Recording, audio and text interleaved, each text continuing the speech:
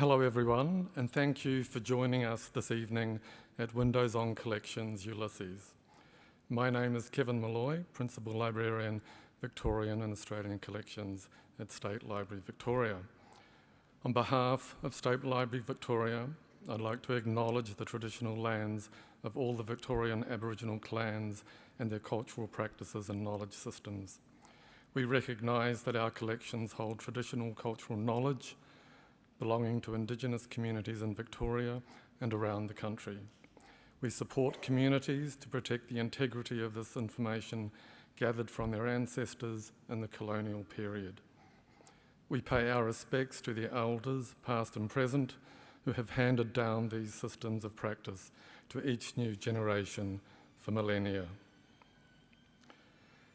Tonight, we are celebrating the 100th anniversary of the publication of James Joyce's Ulysses. Ulysses is renowned for its parodies and allusions, experimental language, sexual frankness, and an extraordinary range of thinking. Exploring life in a single day of its central character, Ulysses is above all a very funny novel.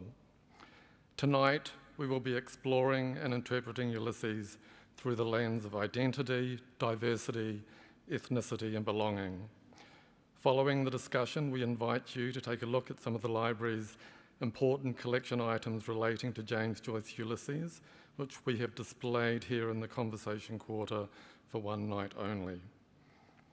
It's a privilege to have here tonight with me Dr Frances Devlin-Glass, OAM. Frances has been reading Joyce since 1968 and teaching his novels since 1980. She is the founding creative director of Bloomsday in Melbourne, which annually mounts theatre productions on different aspects of Joyce's life and works, winning acclaim as one of the foremost Bloomsdays celebrated globally. She is an honorary associate professor at Deakin University. So thank you, Frances, for being here tonight. Just a few quick housekeeping notes. Please switch off your mobile phones to silent mode if you haven't done so already. And the toilets, if you need to go during the event, through the door at the back here.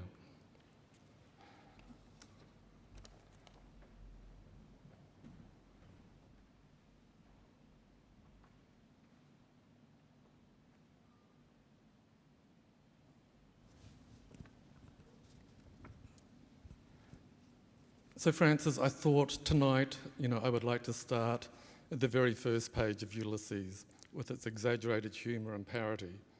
The story begins at 8 a.m. atop a Martello Tower overlooking Dublin Bay, the home of friends Stephen Dedalus, Malachy Mulligan, and a man called Haines. The work begins with Mulligan reciting, "In Trorbio ad altare Dei, I will go to the altar of God."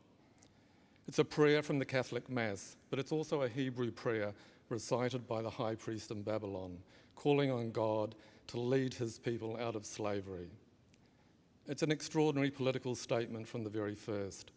Stephen is in bondage to two colonial masters, the Roman Catholic Church and the British colonial and imperialist project.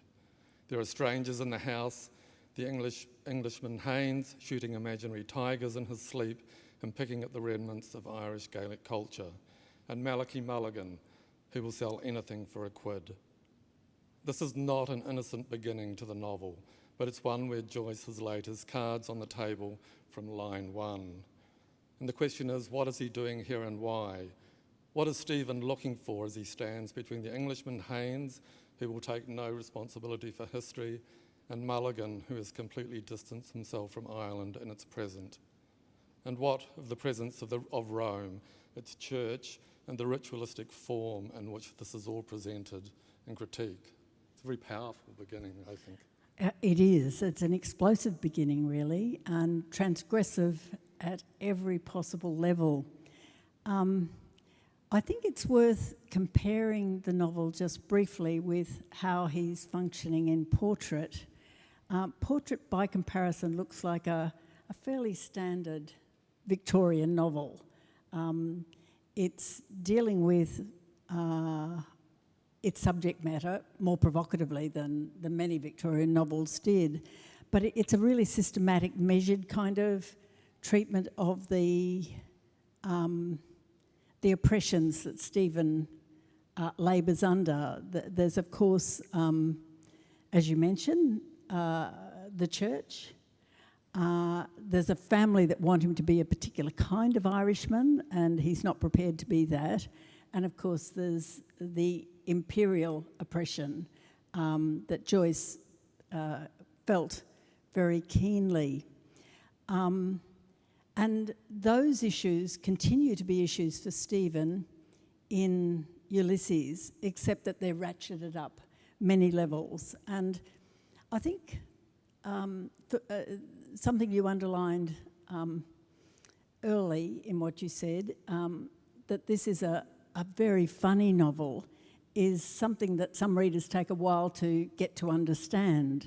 But I think it's really crucial for enjoying Ulysses. It is over the top, madly funny often. And we see that even with Buck Mulligan right at the start. The very first two words, stately, plump, Buck Mulligan, don't really go together. Stately, stout, Buck Mulligan is more to be expected. But Joyce breaks verbal rules all the time, breaks every rule that he can find to break, really. It's transgressive in terms of what it does with church material. As you say, in Troibo ad altare days, the opening words of the Mass, it's what the priest says as he goes up the altar. In the days when priests went up the altar, they go to the altar these days. But the response to that is something that translates as, who gives joy to my youth? And if there's one thing Stephen isn't at the beginning of Ulysses, it's joyful. However, Buck Mulligan is. And he's a kind of, he's the licensed fool, he's the joker, and he is, in the very first page of the novel, parodying the Catholic Mass. It goes on, it becomes much worse. Let me just pull out a little bit. It's hard to manage two of these things, but here we go. A bit later on, his shaving bowl becomes a chalice, and he's acting just like a priest. He's wearing yellow vestments and, well, a yellow dressing gown, which is reminiscent, perhaps, of a priest's vestments. Happens to be the right colour for the day. It's Saint John Francis Regis, a very minor French saint. No, I've never heard of him. Most people wouldn't have heard of him, I should think. From southern France. But the colour is also reminiscent of the colour that Whistler made associated with the movement, the decadent aesthetic movement. So it's associated with the decadence. And I don't think that's accidental, because part of the modelling of Buck Mulligan is I think there are two major models for Buck, and one is Oliver St John Gogarty. That's the one that biographically is closest. James Joyce shared the Martello Tower, another symbol of empire, with Gogarty for a very short period of time. But the other person who haunts the character of Buck Mulligan, I think, is Oscar Wilde. And what Buck and Oscar have in common is over-the-top theatricality, lack of respect for, what authority figures prescribe as proper behaviour. So when Buck says, "For this, O dearly beloved, is the genuine Christine, body and soul and blood and ouns," slow music, please. Shut your eyes, gents, one moment. A little trouble with those white corpuscles. Silence all. And then a little bit later, he says, "Thanks, old chap. That will do nicely. Switch off the current, will you?" Buck Mulligan, of course, is a trainee priest. I'm wrong, a trainee medico, not a priest at all. He's pretending to be a priest for the purposes of this theatrical display. But he's bringing to the subject matter his scientific interests, and these will be taken up in a different tone later when we pick up Bloom in the novel. So, you know, there's another collision of cultures, if you like, the culture of religion and the culture of science. And of course, it's all done in that high comic parodic style. And parody will become one of the signature ways of operating for Joyce in this novel. The next collision between science and the human heart, in this sense, rather than religion, comes a little bit later in the chapter. It's a very delicate chapter in some ways, because what Stephen is suffering at this point is we left him at the end of Portrait, refusing to perform his mother's dying wish, which is to go to confession and communion as part of his Easter duty. It's the minimum requirement to remain a Catholic. But by now, Stephen has turned a bit of a corner, really, in knowing that that he does have very strong feelings and powerfully guilty feelings about not having done this. He'll still defend the action of not doing what he doesn't believe in just to please his mother or for the sake of belonging to the church. So what we've got is a really powerfully emotional kind of mainspring being wound up, which will progressively play out for Stephen in the course of the novel. So it's just plain provocative.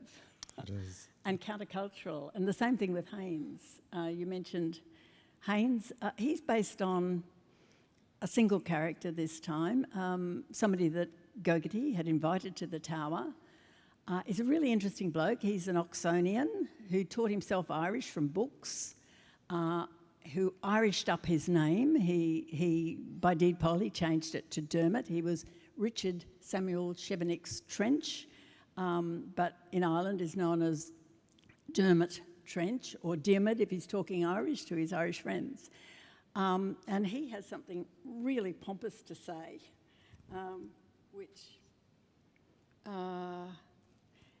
talking about the situation. He gets short shrift from Stephen, who's very sullen in this chapter. And he says he's there doing a bit of literary anthropology. A lot of this was happening in Ireland in the last 2 decades of the 19th century. He's collecting the sayings and sayings of Irish people. One imagines that the interest is partly a linguistic one, partly a cultural one, and he's obviously been told by Gogarty that Stephen is full of wise saws and interesting ways of using language, which of course he is. But Stephen is not playing ball with him. He's resisting him at every point. And Haines, in his wonderfully pompous, very British way, says, Stephen complains about the imperial British state and the Holy Roman Catholic and Apostolic Church, which are his oppressors, the forces he has to get out from under. And Trench's response is, Haines's response rather, I can quite understand that, he said calmly. An Irishman must think like that, I dare say. We feel in England that we have treated you rather unfairly. It seems history is to blame. Nice cop-out, if you like.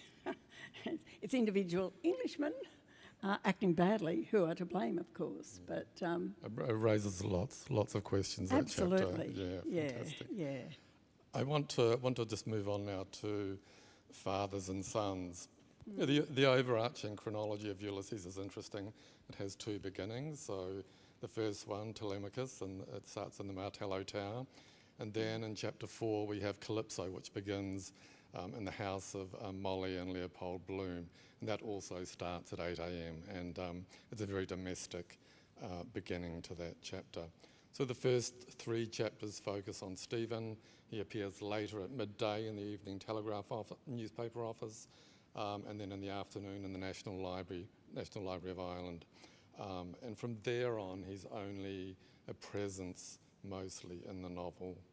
And the bulk of the novel's chapters deal with a day in the life of a very ordinary newspaper advertising salesperson, and a not very successful day at that, with his marriage problems, the impending afternoon rendezvous of his wife's lover with his wife, arguments and near fights, numerous sort of irritations, but also incredible optimism. I mean, the question is, what is Joyce doing here with Bloom? Why does he make Bloom the focus of the novel? And why did he move into a father-son theme? Why does that assume such a prominent place as a literary device? Okay, quite a few questions rolled in there, Kevin. I think that by Ulysses, Stephen, although he remains an important character and he has his own narrative trajectory to sort out, and that's to do with his relationship with his mum, is redundant for Joyce, and he needs a new kind of hero. He can't take Stephen into what would be a normal resolution for a Victorian novel, but this is not a Victorian novel, this is an aggressively modernist novel. So he can't take him into a marriage. That's not going to happen easily. And Stephen's sights are set anyway on being a writer. That will change. So just not going there. He needs a new character, a new kind of character, and Bloom is that. He's the antithesis in every way to Stephen. Well, perhaps not in every way, but certainly he's an all-round man. He's a father. He's a lover. He's a son. He's facing a really difficult problem in a stale old marriage of 11 years because his wife has cuckolded him, and by the end of the day, he has to work out where he stands on this, morally, philosophically, practically, what he's going to do about the fact that his wife has cuckolded him. And he does, and it's an extraordinary denouement. But I think Bloom is also useful. Bloom is undereducated but intelligent, fiercely intelligent, gets a lot of things wrong. When we get to chapter 17, we find out what's in his library, and we find out a lot about where his thoughts have come from and how he's misunderstood certain things. It's quite touching, really, that he knows his way through these, imagine it's 30 or 40 books that he's got on his shelves.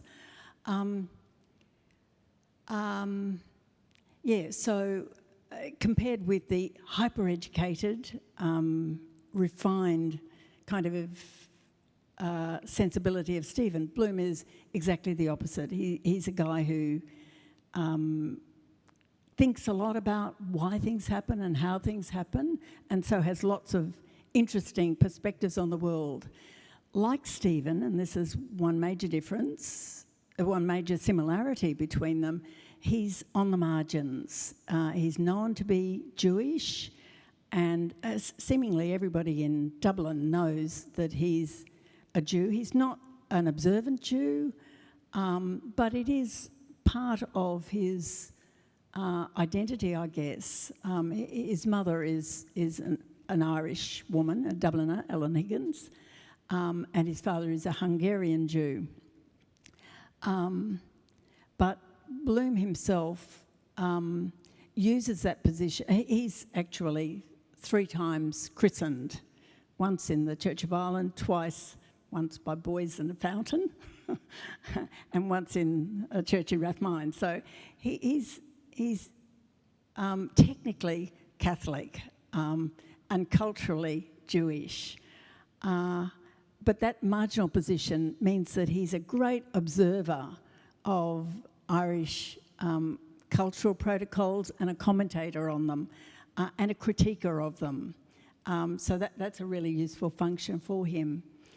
Now, you talked about the father-son thing, and the father-son thing, also in relation to how Joyce is so critical of his own father in Ulysses. Yes. One of the reasons that Joyce needs to separate himself from his family is that it is so terribly dysfunctional. Now, it's not very easy for him to separate himself from his family because it's because of the father's drinking that we see Dilly Daedalus, the sister of Stephen, pawning his books and in order to provide for her many siblings because the father can't provide for them. It's really tragic stuff, and Stephen does feel for her. But he comes up with this notion that paternity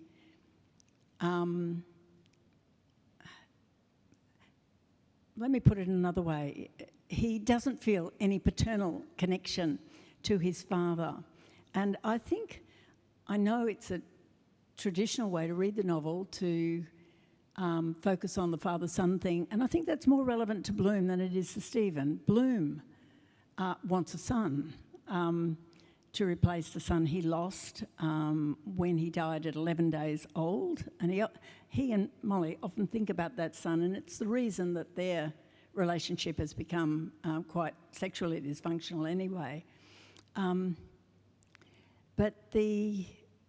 I think Stephen, as much as anything, needs to make peace with the ghost of his mother and to understand what he begins to understand, I think, in chapter 3 of the novel, that he really did love her and that doing what he did was inhuman in some ways. There's a beautiful little section of poetry, really, where he thinks about what was in her, her personal drawer.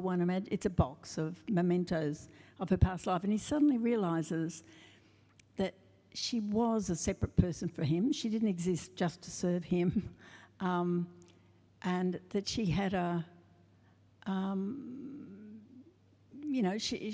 she had a life that went beyond her commitments to the church, and he begins to get a glimpse into what it is that he's done and what it is that he's lost in losing his mum. So, yeah. That's good. A lot of the novel takes place in very ordinary settings. Bedrooms, kitchens, pubs, hotels, on the beach, in a library, a newspaper office, a brothel, outdoor shelters, and most importantly, on the street. People are walking, talking, thinking, throwing things away and fighting.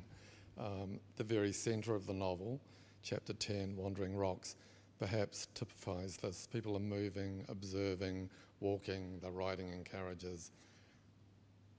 What is Joyce's fascination with the street, with the ordinary? I mean, where did that come from? I mean, he wasn't a flaneur, was he? I mean, he was just curious about I think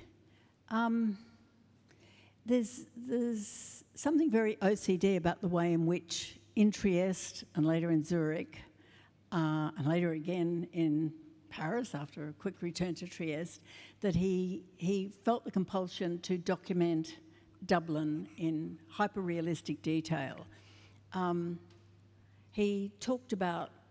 Joyce talked about Nora as being his portable Dublin, but he had fantastic recall in his memory. He had a gazetteer with him, a sort of cross between a street directory and a list of businesses, Tom's 1904, absolutely indispensable to the creation of Ulysses. Loads of businesses, loads of real people are mentioned by name in the novel.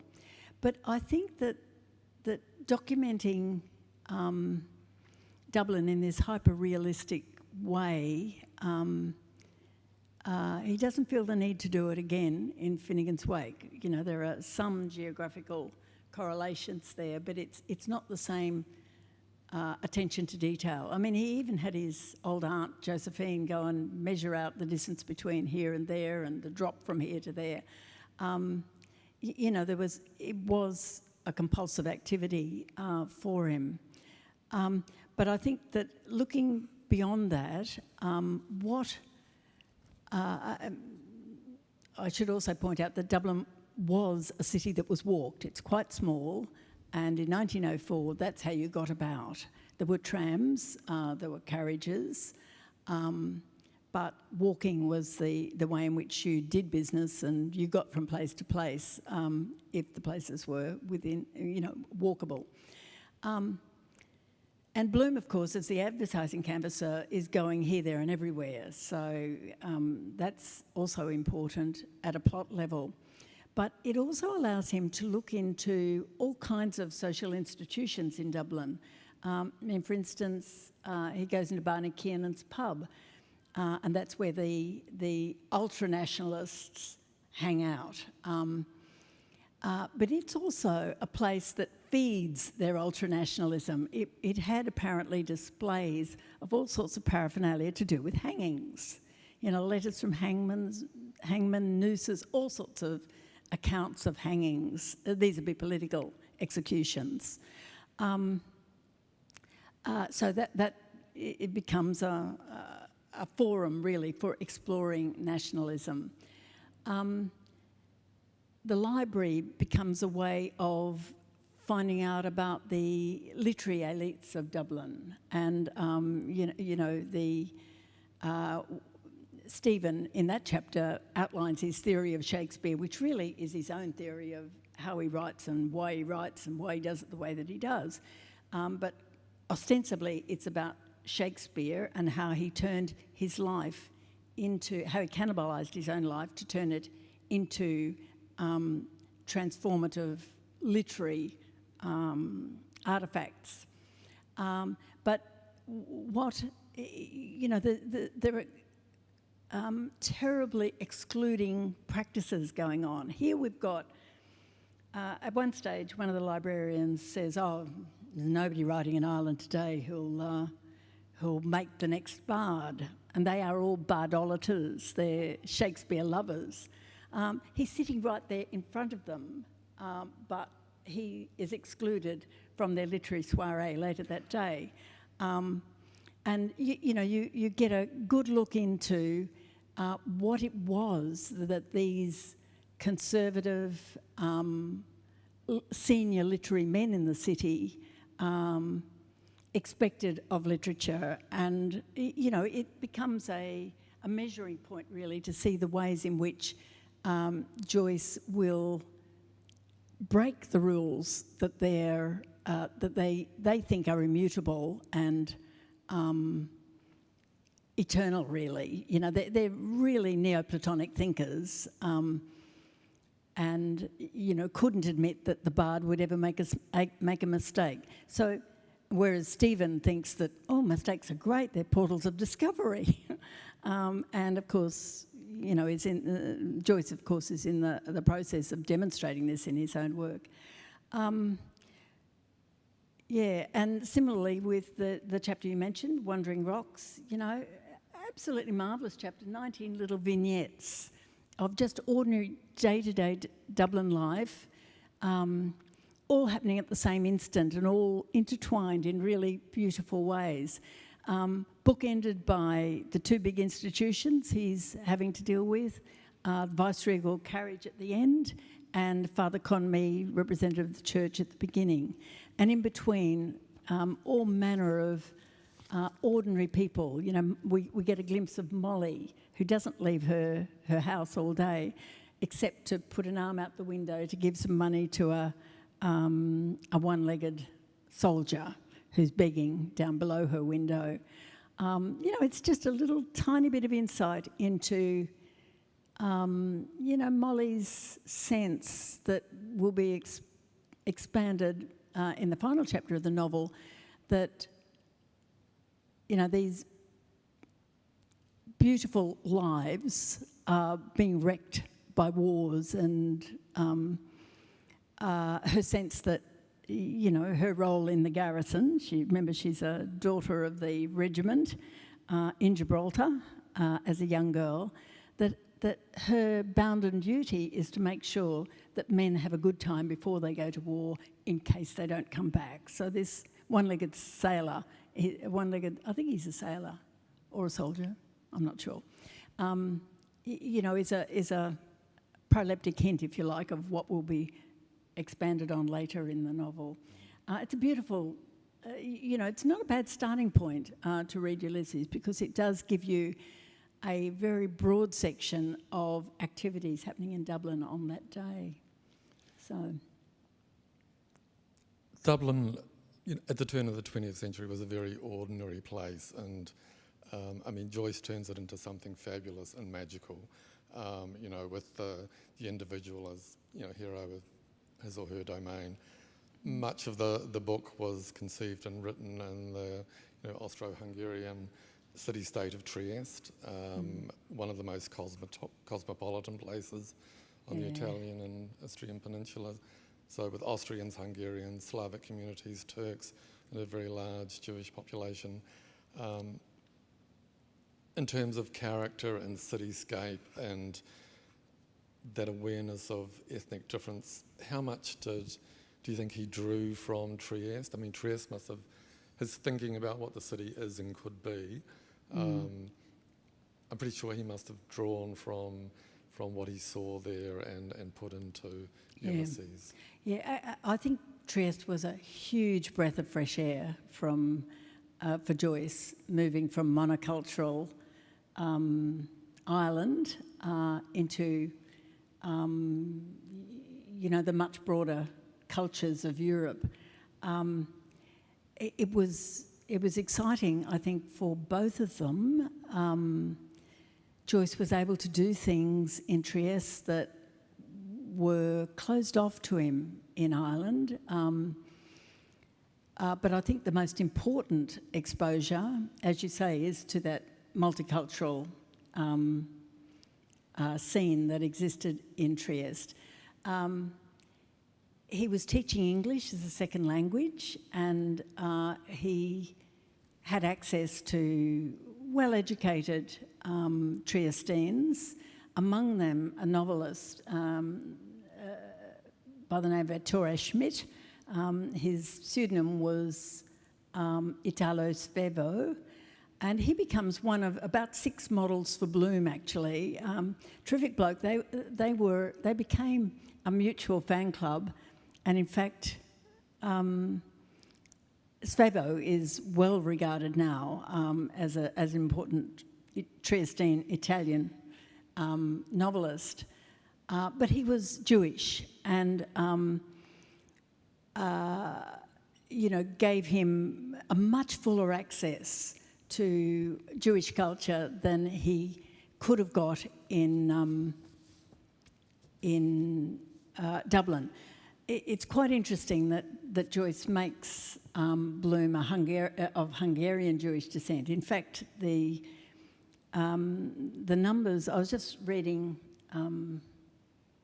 O'Grada's book on Jews in Dublin in the time of Joyce, and it's really interesting. It was a tiny, tiny Jewish population. Joyce was born just a little way from Little Jerusalem, you know, across the South Circular Road, from where he would have found Jews in Ireland, but probably not those Jews he was thinking about. The big influx of Jews into Ireland occurred in the 1920s, much later than the period that he set the novel in. He's normally quite faithful to the period that he's writing about, which is 1904. So a lot of the richness of Bloom's Jewish culture comes from that warm relationship between Ettore Schmidt and his wife and Joyce. And I think that one of the big projects of the novel is to question monoculturalism, to show its limitations. And Trieste was perhaps the first taste that that these people had of that kind of inclusive notion of nation. So Trieste was also the place that he got to know Nora, and you know, one of the things that I often wondered, you know, is the Nora that he knew in Trieste, would she have been different if he had stayed in Dublin? You know, the Nora that he eventually married later in life. I mean, yeah. I think it was liberating for her too. She was already a pretty liberated woman, and how she achieved that is a bit of a miracle, really. She had an abusive father in Galway. She'd had, by the time she left there, as she's younger than Joyce, and they left Ireland when he was 22. So by then she'd had a couple of boyfriends and some sexual experience. So she was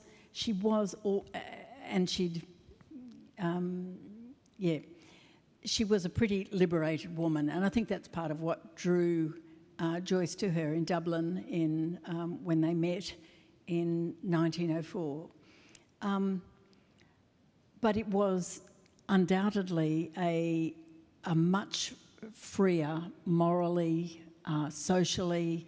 She could get fashion in Trieste in a way that it wasn't accessible to her in Dublin.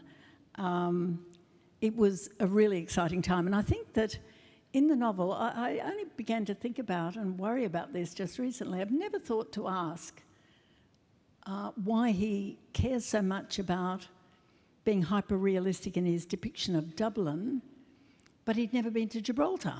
And of course, in the novel, Molly's backstory really begins in Gibraltar. Her sexual story, anyway, begins in Gibraltar. And I did a little bit of reading around about this and discovered that, in fact, he built up Gibraltar from a few biographical accounts and a set of handbooks, guidebooks to the Rock, which amused me. I thought it was great. So in a sense, I think of Gibraltar as kind of being a version, if you like, of Trieste. And, you know, they had access to music in Trieste. They could afford to go to the opera every night if they chose to. Cafe life was great. Joyce spent far too much time eating and drinking in cafes, but, you know, it was. They were happy times when they weren't really difficult. And, of course, they were difficult to begin with, but it's in the Trieste period that he gets supported by Harriet Shaw Weaver.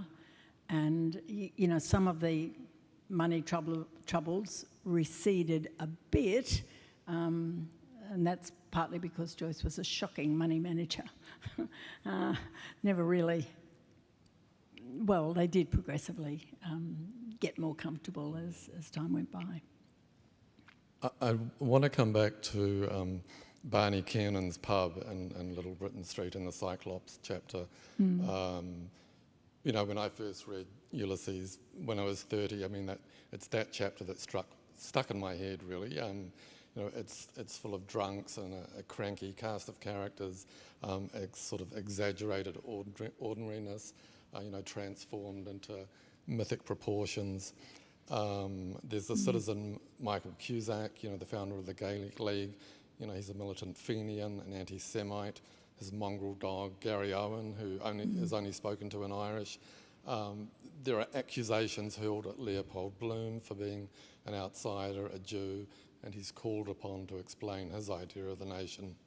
And then there's a lot of things throughout the novel to do with what the nation is, and the famous flatulence scene when Robert Emmet's speech from the dock has been recited by Bloom, and he's farting away. And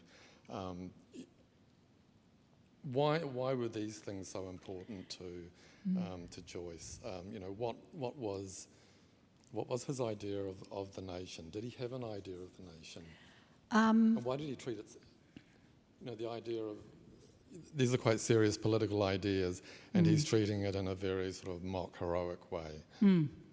Yeah, good question, Kevin. And the answer is quite complicated. You're talking about chapter 12, and from about 9 onwards, the episodes get more and more experimental. And, Joyce is really digging into the question of, what is a novel? How does a novel differ from other kinds of writing?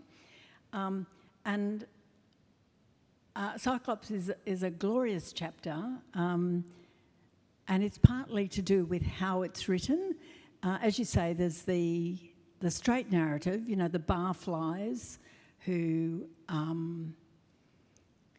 have no time for Bloom and want to exclude him, even though he's Irish-born and he insists on this.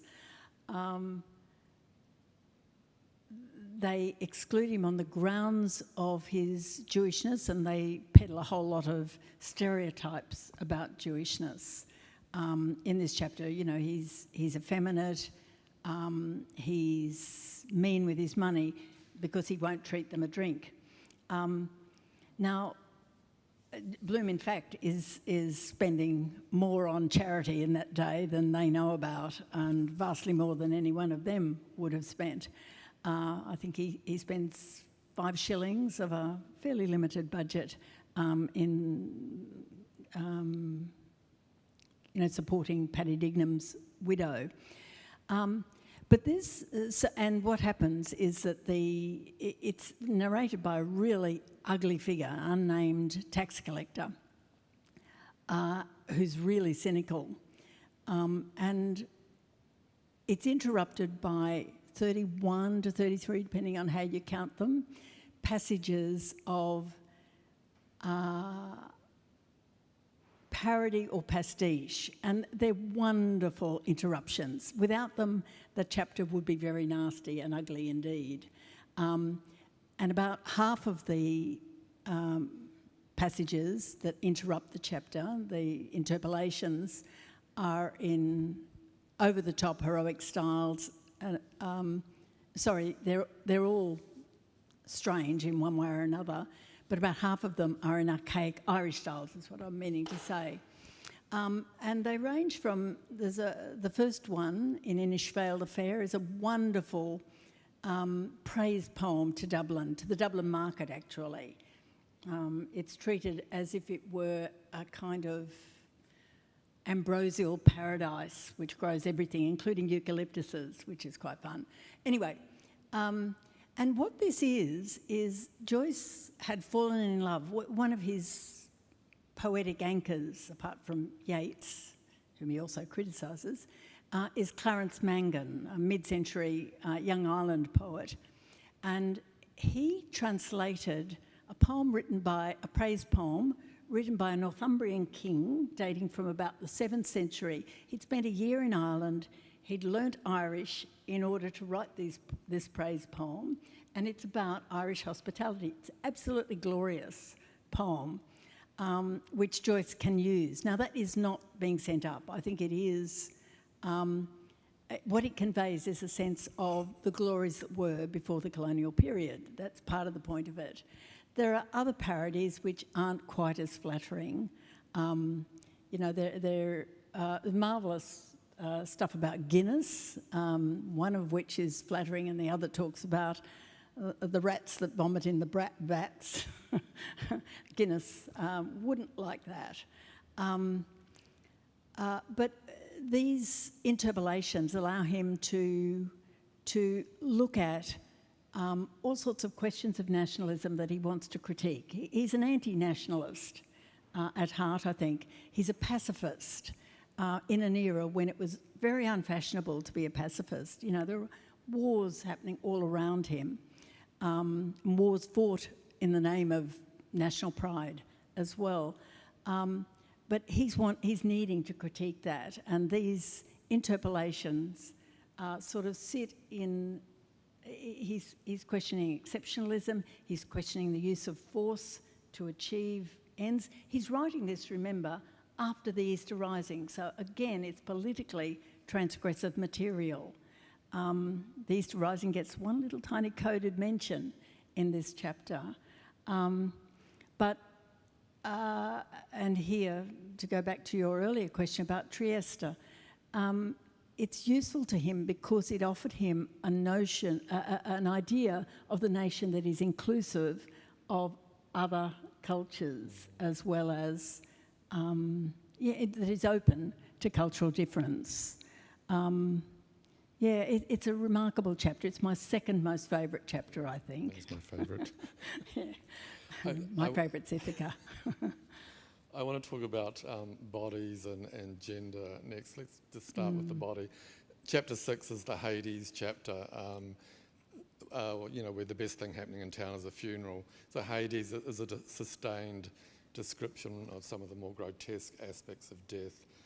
He describes in detail the decomposition of the body, missing parts, rats feasting on dead bodies, the ritual of the last day where the dead arise and can't find any of their bits. It's an assault on Victorian good taste, as is Joyce's writing on the whole range of taboo subjects. So he's unashamedly tackled death in the body. It was something that appalled Virginia Woolf, for example. These are advanced issues to tackle in a way. How did that go down with readers and his critics, people like Ezra Pound and certainly Virginia Woolf, who didn't stand it at all? Yeah. Well, in doing this, a major project of the novel is to write the body. The body had been erased during the Victorian era. As a subject, you'd never know that Wuthering Heights was about erotic love because of the way it's written. But Joyce was going to do something utterly different. And he's going to say everything that there is to say about the normal functions of the body. And he did this, so that every kind of bodily function, defecation, urination, masturbation, menstruation, snotty noses, flatulence, it's all there. And it's all treated in comic ways. And of course, he was taking shocking risks. His best supporter, Ezra Pound, we've got a collection of 198 letters to Joyce, exchanges between them. And Ezra Pound hated the mention of urine, the urine-scented kidneys at the beginning of chapter 4. He hated even more the Jack scene towards the end of chapter 4. He regarded it as Joyce's cloacal obsession and tried to get him to take it out. Now, Joyce depended utterly on Pound as publisher's agent, really, and as publisher. And Pound was so embarrassed by these matters to do with the body that he even adopted, an Uncle Remus voice, Brer Rabbit, Uncle Remus voice, to talk about it in the letters. He was profoundly disturbed by it. Joyce, to his credit, just dug in, refused to bow to this kind of censorship. Remarkable act of tenacity, really, but he was putting the whole of his career in jeopardy by doing so. And it's true, too, more generally, of the way in which the novel deals with sexuality. The Circe chapter is the big one for dealing with sexual perversions. And he knew his way around the new psychiatry, really. Psychiatry was emerging in the last quarter of last century, and he knew firsthand Jung, who wrote a book about Joyce because he was treating his daughter, and quite a good, reasonable kind of a book, really, for its time. It's amazing. He certainly uses Freud. He'd read Havelock Ellis really closely. There's a 6-volume work that he wrote. It's a sort of a philosophy of sexuality or a history of sexuality. Can't remember the exact title of it. But most of all, the book that he's using and mining for case studies, which he treats not as pathologies but as opportunities for play. Sexuality for him was something that gave opportunities for gamesmanship, whether we're talking about,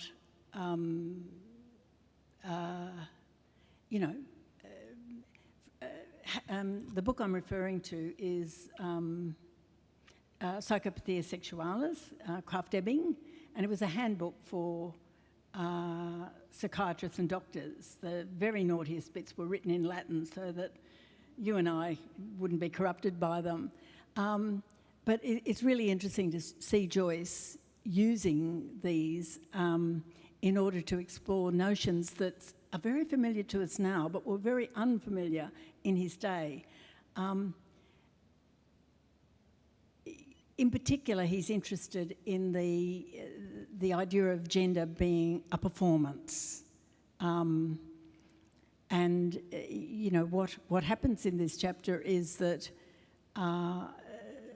Bloom tries on, if you like, the transformation into a woman.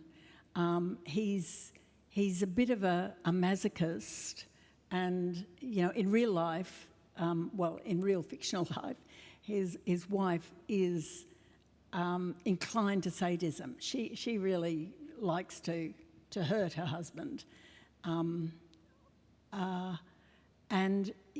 just flipping gender roles on their head is something that is a really interesting intellectual exercise in this chapter. Did people get that at the time? I mean, it was really influential for feminists later in the 20th century. Yeah. But at the time, was it understood? Look, at the time, in the 1920s, when this novel is first published, the notion of androgyny, the idea of androgyny being a higher state than maleness or femaleness, to which, Virginia Woolf was on about that. I think it took her, she said some pretty nasty things about Joyce. She regarded him as gross and adolescent, and says something like that he's a boy picking his pimples. She found it adolescent kind of coarseness, really. But she did eventually, even at the time that she's making these criticisms of him, she is effectively imitating his style in Mrs. Dalloway, which is published around about the time she was reading, or shortly after the time she read Joyce. I think she took a long time to come along with him, and it's a damn shame that she died when she did, because I think she could have, been a good advocate of his works had she lived longer. But you're quite right. I think that, when you read early criticism of the novel, it's very striking how much of it is done by men. Once you get to the 1980s, you get second wave feminists picking it up and being absolutely dazzled by it. Two of the three who constitute the holy trinity of French feminist theory cut their teeth on Joyce, and so of course did Derrida later on. And for women, it was really exciting, and in fact, women critics staged a bit of a revolution at the Joyce conference in 1982, for the centenary of Joyce's birth. And the state of letters has never looked back since. The whole sexual thing becomes a lot more legible in the light of feminist theory, particularly deconstructive, post-structuralist feminist theory. Yep. So, sort of moving on to some final questions. I've been thinking about Joyce and his friends. The Ulysses deals with the big issues of the day, but it's also a vehicle for him getting back at his friends, targeting them in some of the most hilarious ways possible. What he does with Buck Mulligan, what he does with Michael Cusack, the Yeats, Madame Blavatsky, and the Golden Dawn psychic circle with Paddy Dignam's seance in the Hades chapter, where Dignam reveals, amongst other mundane things, where his lost shoe can be found. Joyce is parodying everything, and he had no qualms about cannibalising the life of friends he knew to good comic effect. Did he have friends? I mean, It's a very fine Irish thing to do, to mock one another. That's a broad brushstroke generalisation, I know. He did have the odd friend. I think people knew, certainly Oliver St John Gogarty, the figure on whom Buck is modelled. You wonder why he didn't sue him, because by the time the novel was published, he was a highly respectable ear, nose and throat surgeon in Dublin, and it must have been a bit galling. And he does write back to Joyce in his memoir. I think it's called Coming Along Sackville Street. Yeah. But Joyce did retain friends, and it's quite.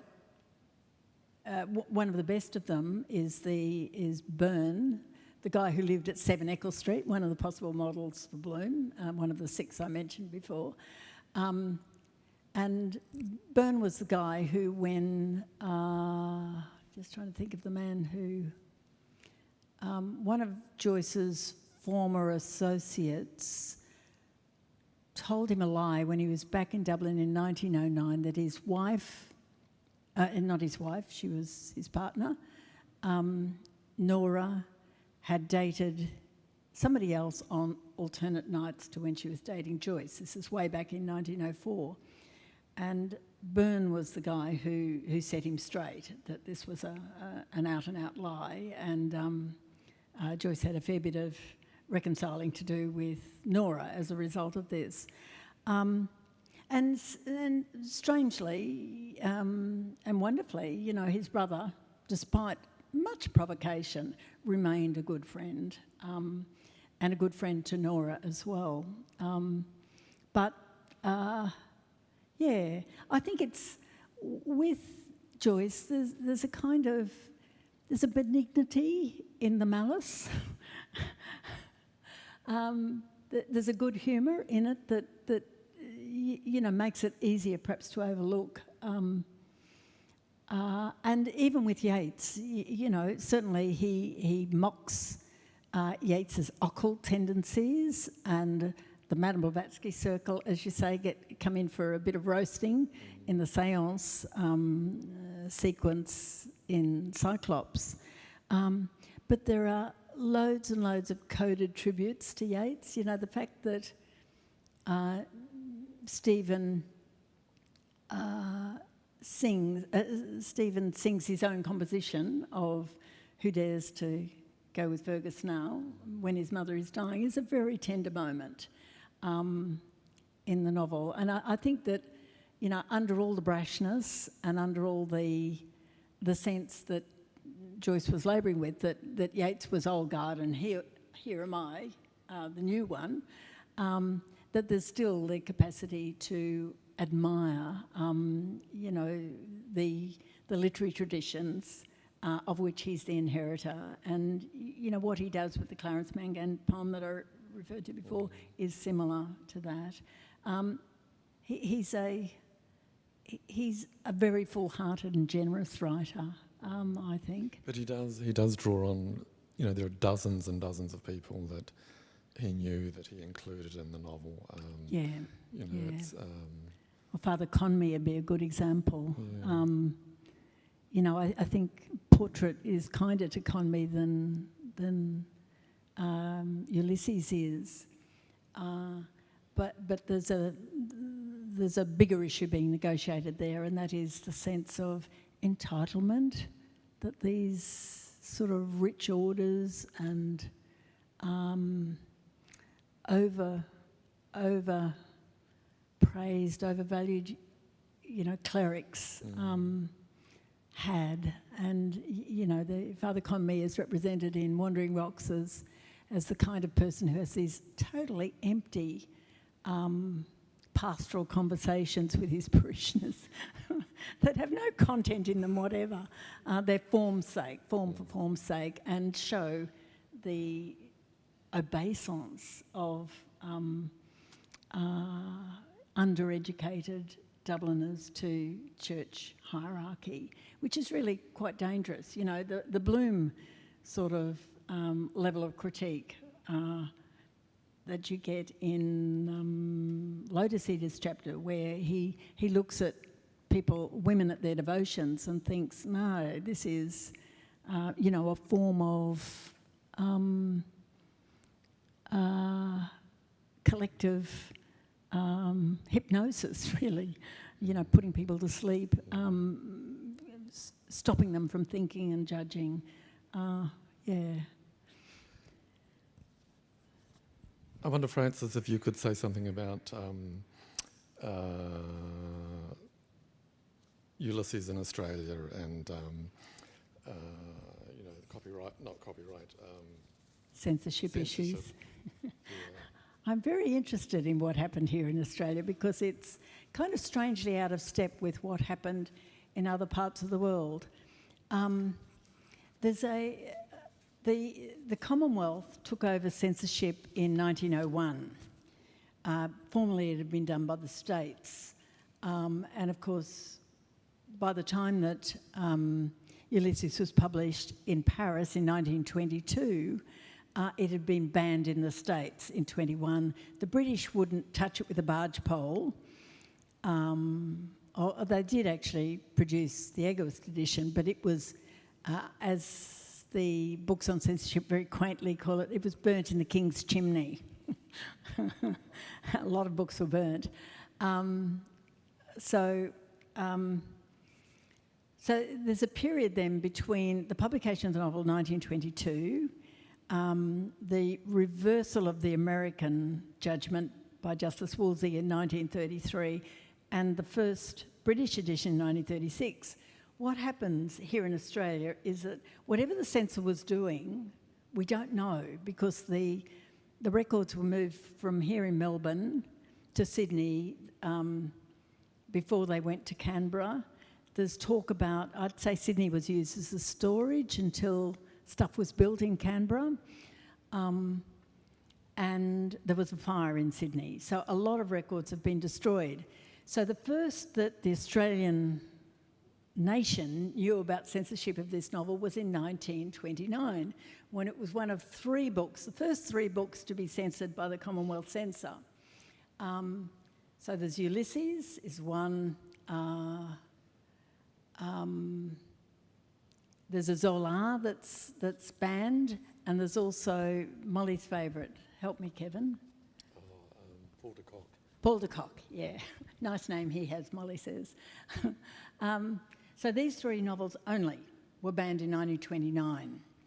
Not surprising, really. You know, it was still under interdict in the States, as I said, and therefore effectively censored in England as well.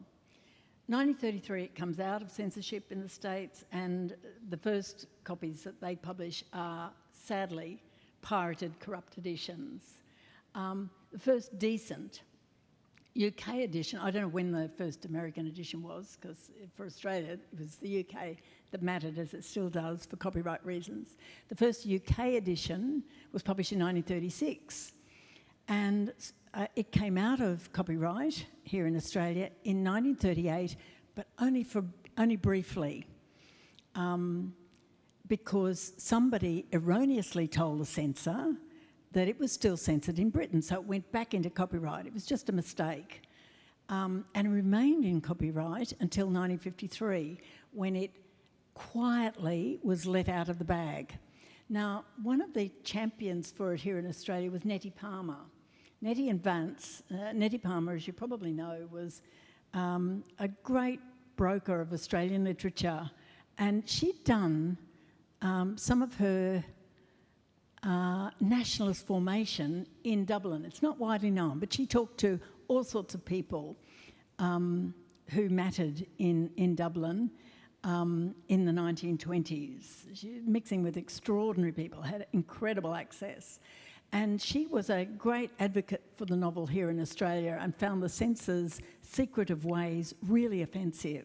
And of course, there were lots of other Australian texts being censored at the same time, things like Norman Lindsay's Red Heap, was on the banned list as well.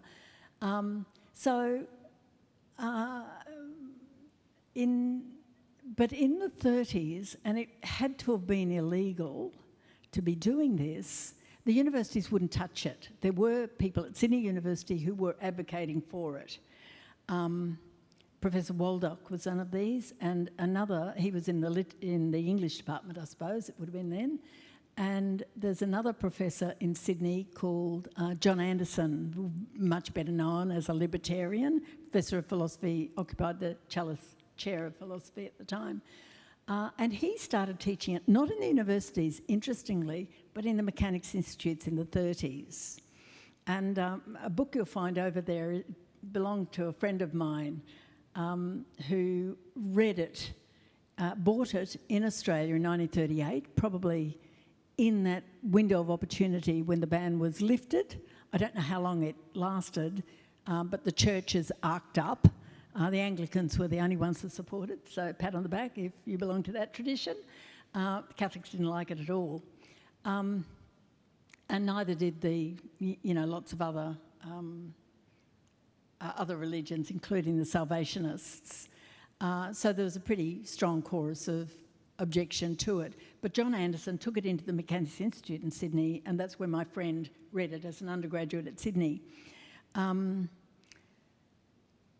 what happened was, the 1953, as I said, the ban is secretly lifted, and for the first time it can be properly taught in universities. And there were some fantastic advocates in Australia, including one man who carved a swathe of destruction through three university departments that I know of, but wrote a fabulous book on Joyce, and that's Sam Goldberg.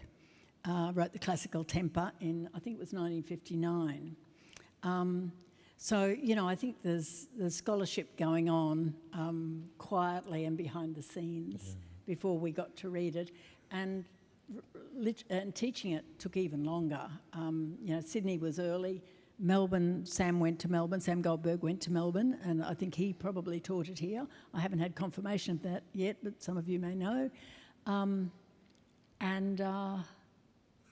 But I wasn't able to read it until 1968 at the University of Queensland, and I was among the first generations of readers there, and Adelaide didn't pick it up until the 80s. So it was a slow burn. I think just before we finish, I just want to say a few words about the copy that we have.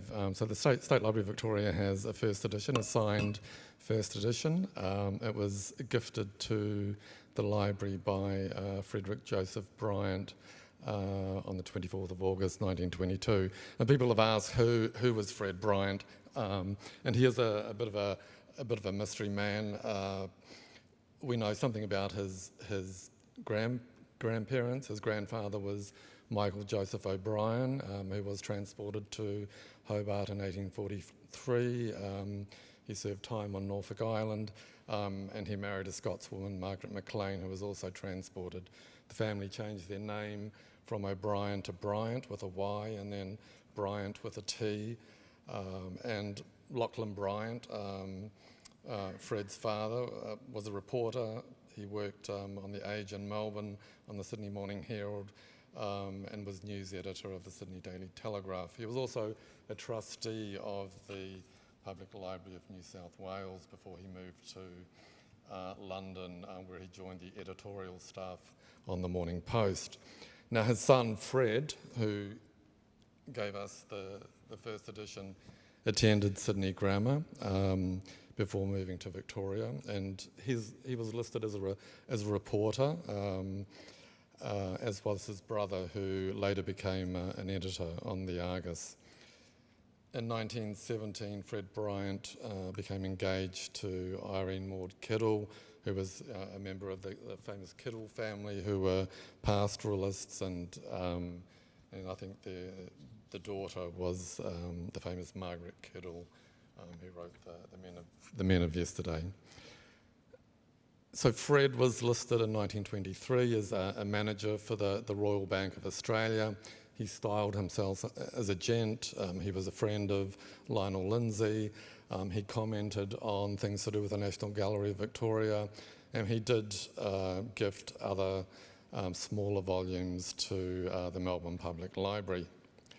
Now, while Fred did purchase and deposit the first edition of Ulysses, he was in Melbourne in 1922, so he didn't acquire it while travelling. The source of the volume appears to be the booksellers Robertson and Mullins.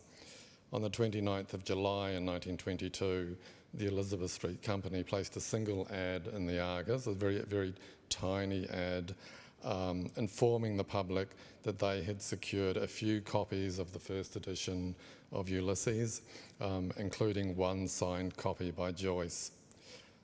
They noted it was, they were the only copies in Australia. Price was upon application.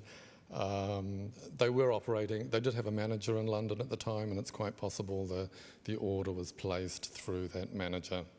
And it's presumed that the copy that we hold is the copy that came through Robertson and Mullins. And in a review in December 1922 in the Melbourne Herald, the writer noted that there were still copies of Ulysses on sale at Robertson and Mullins for £7, 7 shillings. We don't know how many copies were in Melbourne, but I think the remarkable thing is that there were a number of copies of the first edition in that year. So might be worth saying that there were different levels of edition, and this is the most deluxe one.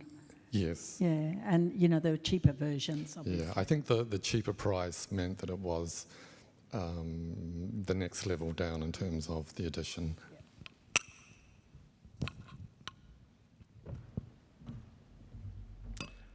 So that brings me to the end of tonight's discussion. I'd like to thank Frances Devlin-Glass for joining me in this chat, and I hope you've all enjoyed it. This event is part of a quarterly series of programs that give you a glimpse of what we're collecting at the State Library and why. Our next Windows on Collections event is in May and will be on the theme of protest, exploring stories of urban protest and social movement from the perspective of the artists and photographers who captured them. And you can find more details and book for the event on our website. So thank you very much for attending Windows on Collections at State Library Victoria, and please do enjoy exploring some of our Ulysses-related collections over on the right here. Thank you.